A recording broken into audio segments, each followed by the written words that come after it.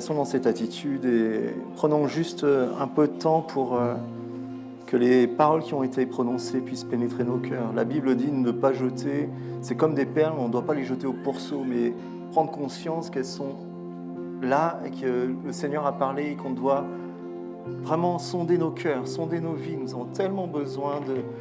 Vous savez, on est toujours en attente que Dieu nous parle et quand Dieu nous parle, des fois, on met ça de côté, mais aujourd'hui, Dieu veut parler et a parlé à des personnes.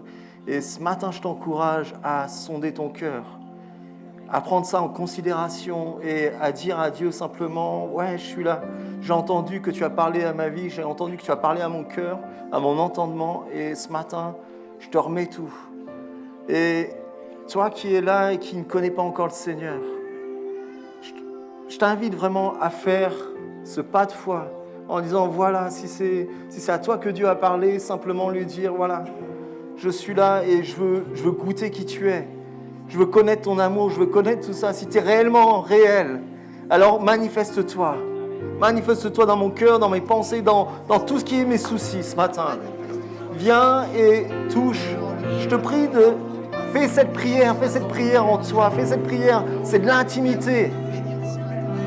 Alléluia. Alléluia. Oh, Shayasa. Au nom de Jésus. J'attends le nom de Jésus. Sois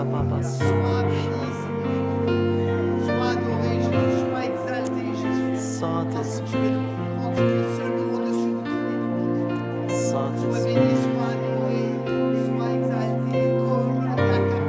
Shoya sa papa papa kodosha. Au nom de Jésus. Au nom de Jésus.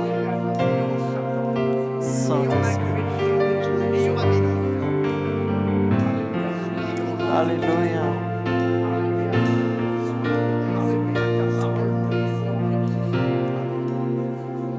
Alléluia. Amen. Osons goûter à ce qui est bon. Amen. Et découvrons-le nous-mêmes. C'est le plus important. On aura beau dire que une bonne langouste, c'est bon, mais tant qu'on n'a pas goûté, c'est compliqué.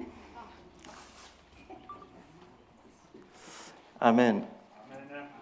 C'est pas le sujet de mon message ce matin. Dieu est bon.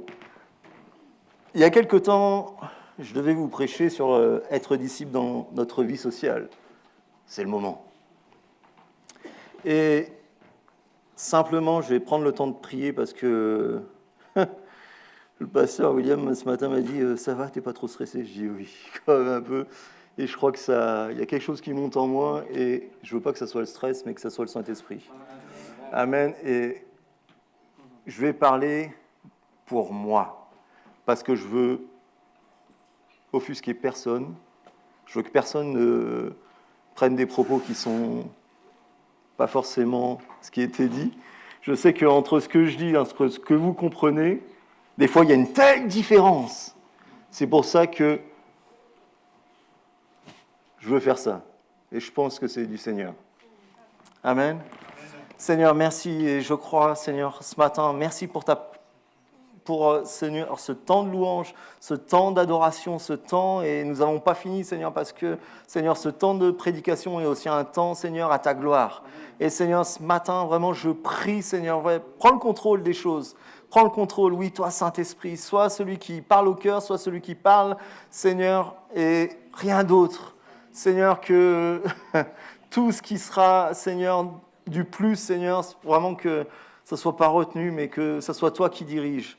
Seigneur, vraiment, je veux, et mon désir est là, Seigneur, c'est que, Seigneur, tu nous fortifies, Seigneur, tu nous émondes, Seigneur, tu nous restaures, Seigneur, dans nos pensées, dans notre façon de voir les choses. Et ce matin, Seigneur, manifeste-toi. Manifeste-toi par différentes choses, Seigneur. Manifeste-toi, Seigneur, dans nos vies, dans nos corps ce matin. Au nom de Jésus. Amen. Alors, j'ai un petit problème, c'est pas ma tablette. Et du coup, elle se déconnecte toutes les 2 minutes. Donc, je vais essayer de... Hop, voilà. Donc, je vais faire ça. Donc, ce matin... Comme je vous l'ai dit, c'est être disciple dans notre vie sociale. Et j'ai pris, le Seigneur m'a inspiré, en fait, dans Éphésiens 6, 1 à 9. Il y en a beaucoup qui connaissent ce texte. Et je vais essayer d'être le plus clair possible. Vous, enfants, obéissez à vos parents à cause du Seigneur. C'est là ce qui est juste. Honore ton père et ta mère. C'est le premier commandement auquel une promesse est rattachée, pour que tu sois heureux et que tu jouisses d'une longue vie sur terre. Vous, pères, n'exaspérez pas vos enfants, mais élevez-les en les éduquant et en les conseillant d'une manière conforme à la volonté du Seigneur. Vous, esclaves, obéissez à vos maîtres terrestres avec crainte et respect, avec droiture de cœur, et cela par égard pour le Christ. N'accomplissez pas votre tâche seulement quand on vous surveille ou comme il s'agissait de plaire à des hommes, et agissez comme des esclaves du Christ, qui accomplissent la volonté de Dieu de tout leur cœur. Faites votre travail de bon gré, et cela par égard pour le Seigneur et non par égard pour les hommes. Car vous savez que chacun, qu'il soit esclave ou libre, recevra ce qu'il revient selon le bien qu'il aura fait. Verset 9. Quant à vous, maîtres, agissez suivant les mêmes principes envers vos esclaves, sans user de menaces, car vous savez que le Seigneur est au ciel et votre maître tout autant que le leur. Il n'agit jamais par favoritisme. Ce passage, on le retrouve dans différents épîtres. C'est fou, hein? Et en fait, il y a une nécessité de... Le Seigneur, je pense, insistait là-dessus parce qu'on a tellement de mal à agir là-dedans. Et merci Seigneur, il n'y avait pas de radoc aujourd'hui. Donc, tout le monde va pouvoir écouter, toutes les générations. Et j'avais aussi noté le Colossiens 3, 22, 25, mais je vais m'arrêter à Éphèse. Éphèse, ville dans l'actuel Turc. C'était une ville portuaire très active. Et dans l'Antiquité, il y avait des règles sociales très imprégnées. Et c'est pour ça qu'il faut mettre le contexte. Et je vais vous dire un commentaire aussi biblique que j'ai lu. Et les femmes étaient soumises aux hommes, les enfants à leurs parents, les esclaves soumis aux maîtres. Et ce qui est intéressant, c'est que Paul n'était pas contre toutes ces choses.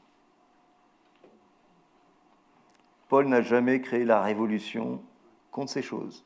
Jamais. Aucune rébellion. Les choses étaient établies, c'était comme ça. Mais ce qui est intéressant dans les différents passages des épîtres, c'est que Paul met une importance à tout. Je vais utiliser un terme qui n'est pas forcément très plaisant, à tous ces subalternes. C'est qu'à l'époque, je vais vous lire le commentaire, dans le contexte antique, la soumission des femmes à leurs maris, des enfants aux parents et des esclaves aux maîtres était absolue. Ces trois classes étaient censées n'avoir aucun droit de décision morale au-delà de la simple obéissance. Ça, c'est les commentaires Alfred Cohen, Difficultés bibliques. Si vous connaissez, je vous encourage à lire. C'est très intéressant. Donc, on voit là que, quand on revient au texte, que Paul ne remet pas les choses en question. Les femmes doivent être soumises à leur mari, les enfants... C'est une discussion très compliquée. Je ne vais pas rentrer là-dedans. Mais ce qui est intéressant, c'est que chaque chose est remise à sa place. C'est que la femme, Paul dit, la femme a des droits. L'enfant a des droits. L'esclave a des droits. C'est ça qui est intéressant. C'est qu'il ne renverse pas la situation, mais il met un petit plus. Et c'est ça qui lui a valu ça a été très compliqué pour lui après, en déclarant ces choses-là. C'est-à-dire maintenant, depuis tout le temps, la femme était soumise, et puis elle devait se taire, et puis ouais, c'était fini, quoi. L'enfant devait se taire aussi. Il y avait pas... L'esclave devait se taire aussi. Mais non, il y a de la considération là-dedans.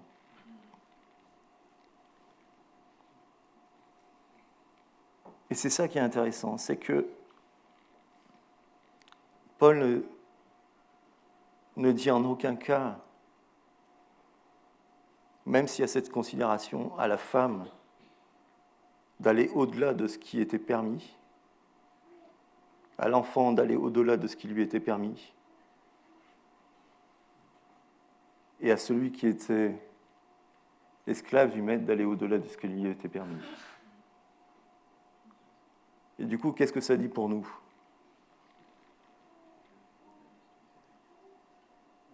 Les choses ont changé, les choses ont évolué.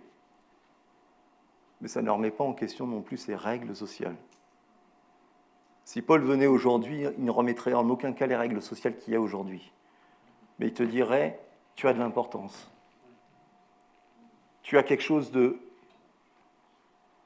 d'important en toi. Ce que tu accomplis, ce que tu fais, est quelque chose d'important. Mais ne va pas au-delà de ce qui t'est permis. Parce que si tu vas là au-delà de ce qui t'est permis, c'est comme si tu te rébelliais contre Dieu. Et c'est là où est le piège, c'est que avec toutes ces mouvances, avec tout ce qui est fait, ce que le monde apporte aujourd'hui, tout est fait pour qu'on renverse ce qui était établi. Tout est fait pour que tu prennes une place qui n'est pas forcément la tienne. Tout est fait pour que tu t'émancipes. Je rigole, c'est ironique. Mais en fin de compte, est-ce que cette pensée, cette mouvance actuelle, c'est ce que la Bible enseigne ? Je crois pas. Je crois pas. Et du coup, ça nous pose une question. Comment je dois agir quand je suis avec mon épouse, quand je suis avec mes enfants, quand je suis au travail? Comment je dois agir? Qu'est-ce qui doit définir mon action? Ce qui est intéressant, c'est que pour moi, c'est très difficile. Non, j'aime ma femme. Je la respecte et il n'y a pas de souci là-dessus. Pour mes enfants, c'est pareil. Mais il y a un domaine où c'est très difficile pour moi, c'est le travail. Oh, c'est très compliqué. Très, très compliqué. Et je veux être vrai avec vous. Très compliqué de respecter mon chef. Très compliqué de respecter mes collègues de travail. Très compliqué. Mais quand Dieu m'a parlé de ça il y a quelque temps, et pour moi, c'était comme vous savez, comme une épée qui me transperçait et qui me disait, mais Cyril, t'es loin d'appliquer ce que le Seigneur veut pour toi. T'es loin d'appliquer cette dimension du disciple que tu dois avoir au travail. C'est compliqué. Et si vous me dites que c'est facile, donnez-moi la recette. J'ai besoin de ça. J'ai besoin. Mais je crois qu'en fait, c'est juste se soumettre. C'est juste avoir cette vision d'Éphésiens, de Colossiens, de tous ces passages auxquels on a besoin simplement d'être soumis. La soumission n'est pas mauvais en soi, parce que c'est un acte volontaire. Ce n'est pas un acte qui est subi. Si vous subissez la soumission, ce n'est pas de la soumission. Je vous donnerai après une définition qui m'a parlé, mais qui m'a rendu fou. La soumission est quelque chose de volontaire. Vous vous soumettez à quelqu'un que vous aimez, que vous... Non, je ne dis pas plus, parce que sinon, ça ne serait pas juste. Que vous révérez. Vous révérez Dieu. Ça, c'est important. Celui qui se soumet à Dieu se soumet aussi aux autorités. Et dans toutes les sphères de la vie. Vous savez, on parle beaucoup des autorités publiques, les autorités étatiques, les autorités la police, tout ça et tout. Mais je crois qu'il y a aussi les autorités qui sont, que ce soit dans l'Église, en dehors de l'Église, dans nos vies de tous les jours, est-ce qu'on les respecte ? Petite question. C'est intéressant de voir combien de fois, en fait, on est loin. Pardon, je suis loin de tout ça. Je suis loin, en fait, d'être dans cette dimension du disciple que Dieu veut pour ma vie.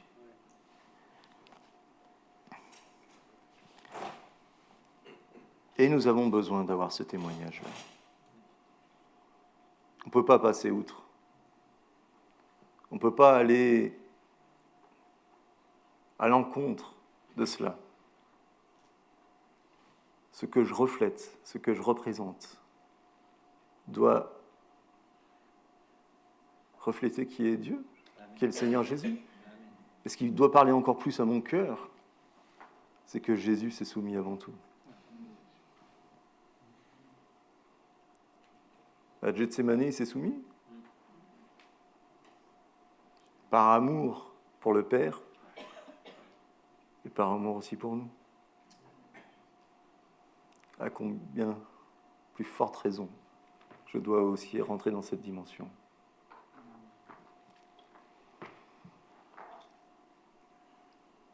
Et je pense qu'il y a une autre saveur qui vient. Il y a quelque chose qui vient de plus. Quand je réalise que ce que Jésus a fait, et qu'il n'y avait pas de souci pour cette dimension, il doit y avoir une autre saveur. Et quand je vais au travail, il doit y avoir une autre saveur que celle de subir les choses. Et même dans toutes les sphères familiales, on ne doit pas subir. Vous voyez, on ne doit pas faire subir. Parce que ce qui est intéressant là dans ce texte, c'est qu'il parle autant à ceux qui sont en position subalterne, en position de force.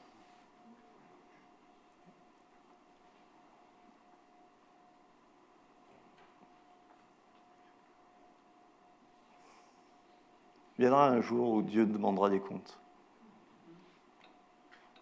Et ces comptes-là, il faut qu'il y ait un changement déjà en nous.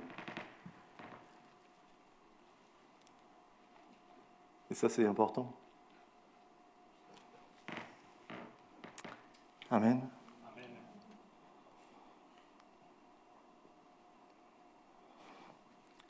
Nous savons que chacun aura sa part quand il accomplit de quelle façon et avec quel cœur il aura fait les choses. Et je crois qu'on est plus prompt à revendiquer les choses qu'à les accepter.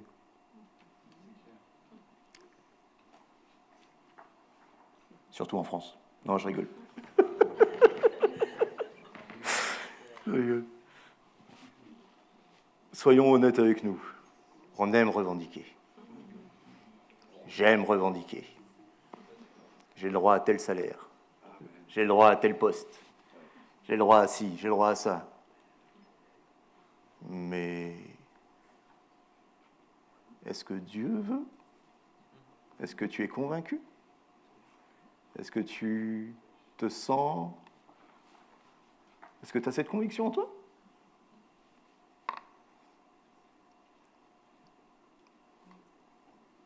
Revendiquer, est-ce que c'est pas aller un peu trop loin? Tu as des droits, tu as tout ça, il n'y a pas de souci là-dessus. Et Dieu te fait justice, la Bible dit.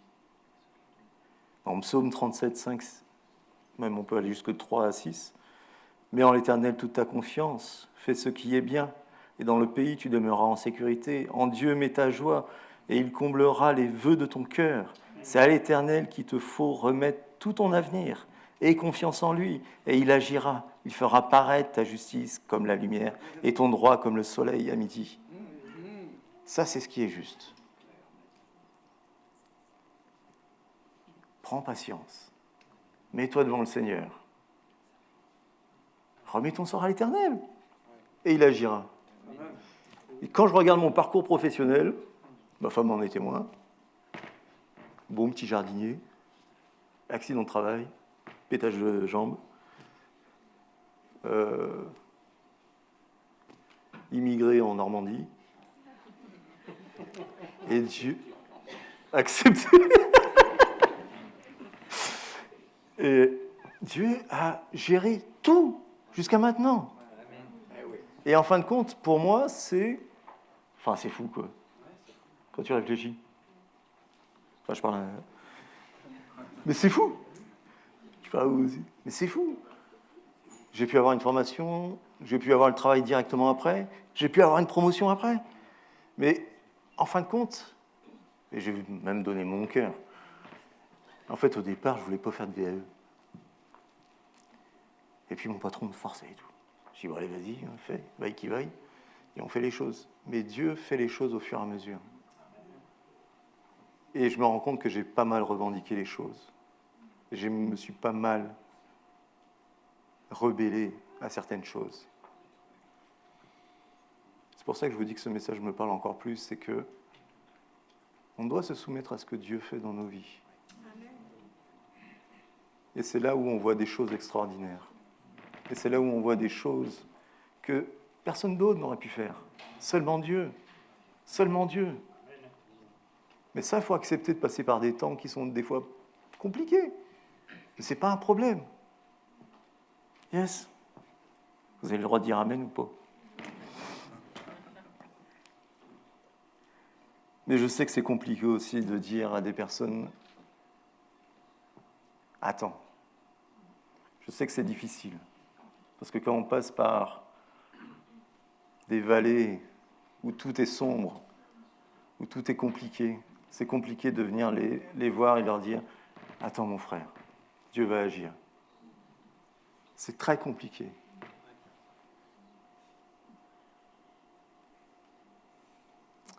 Mais ce matin, je voudrais vous amener une autre perspective. Tout ce que tu endures, tout ce que tu fais, tout ce qui se passe, est pour la gloire de Dieu. Je crois qu'il y a une autre saveur à avoir des choses. Vous savez, il y a la saveur amère, où c'est compliqué de vivre les situations, où c'est compliqué de vivre ce qu'on peut vivre au travail, ce qu'on peut vivre dans notre famille, ce qu'on peut vivre avec nos enfants. Et vice-versa, ce que les enfants peuvent vivre avec leurs parents, ce que les femmes peuvent vivre avec leur mari, et ainsi de suite. Ça peut être compliqué. Mais seulement, il faut mettre la perspective de Dieu. Cette vision de Dieu, cette vision de Jésus.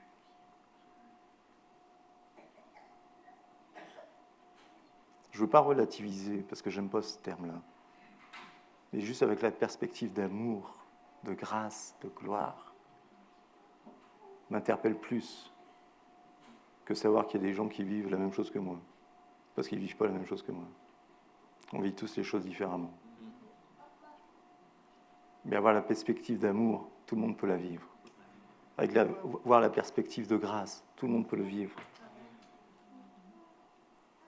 C'est ce qu'il y a d'intéressant. Amen.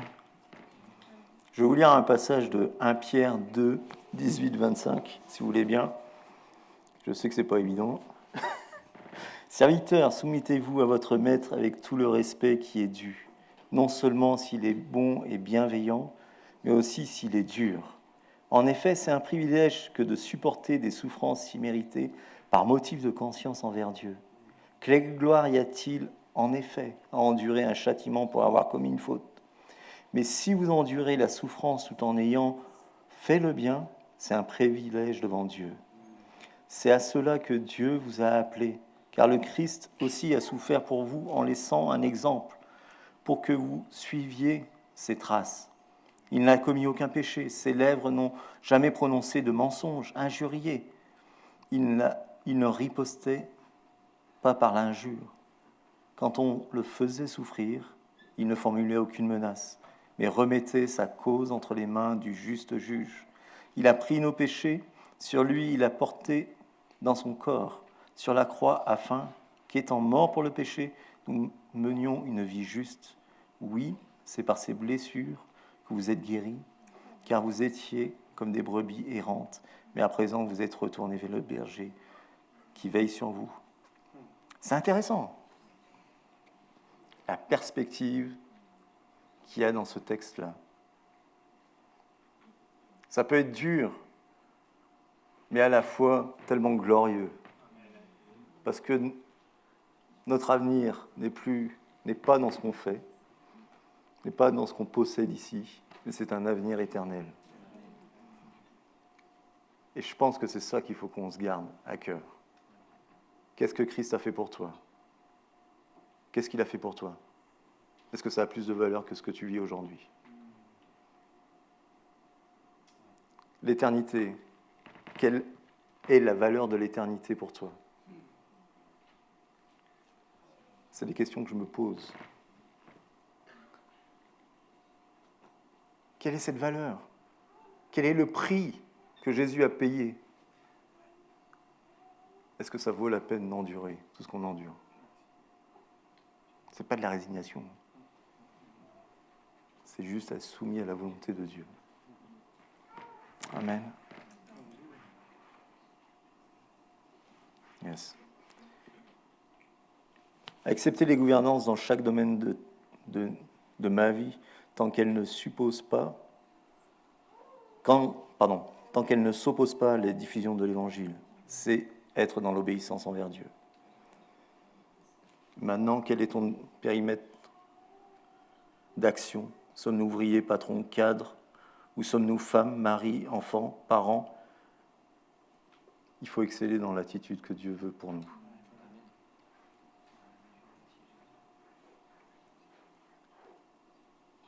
Cela ne veut pas dire qu'il n'y a pas de progression, parce que la Bible dit, quand on est fidèle dans les petites choses, il nous en donne de plus grandes. Ça ne veut pas dire qu'on sera cantonné toujours à être ouvrier, même s'il en faut. On ne sera pas toujours cantonné à être patron, même s'il en faut, et ainsi de suite. Ce n'est pas un problème. Les choses peuvent changer. Là où tu es, sois heureux. Première base. Là où tu es, sois rempli de reconnaissance envers Dieu, parce que tout est grâce. Là où tu es, et glorifie le Seigneur. C'est ce que Dieu veut. Amen.